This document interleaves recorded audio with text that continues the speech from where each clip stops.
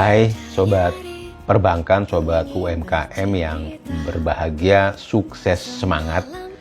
Setelah saya menjelaskan video mengenai biaya-biaya yang muncul pada saat kita pinjam kredit ke bank, saya mau bahas biaya yang terkait atau yang khusus dengan agunan.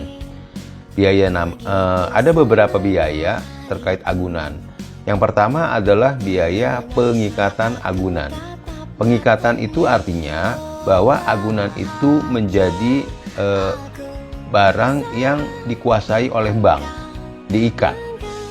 Kalau agunan itu berbentuk tanah, bangunan, maka pengikatan agunannya akan dilaporkan atau didaftarkan di Kantor Badan Pertanahan Nasional atau BPN.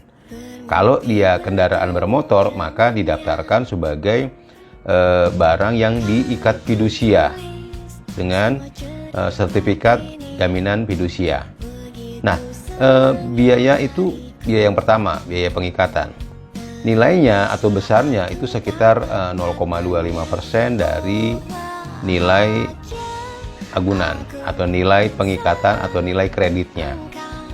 Kemudian setelah biaya pengikatan ada lagi biaya yang terkait juga dengan pengikatan, misalnya biaya notaris atau biaya PPAT.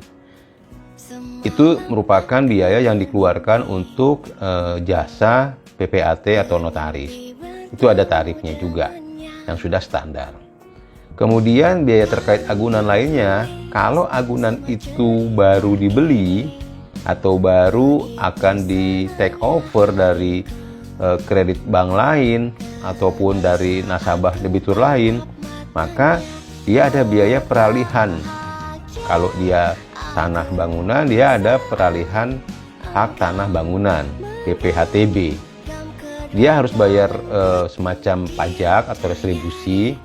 Kemudian di samping itu dilihat lagi apakah pajak-pajaknya masih lengkap, atau belum dibayar, sudah lengkap atau belum dibayar. SPPT PBB-nya misalnya, SPPT PBB tahun berjalan misalnya. Nah, terus kemudian itu juga harus dibayar kalau memang terhutang.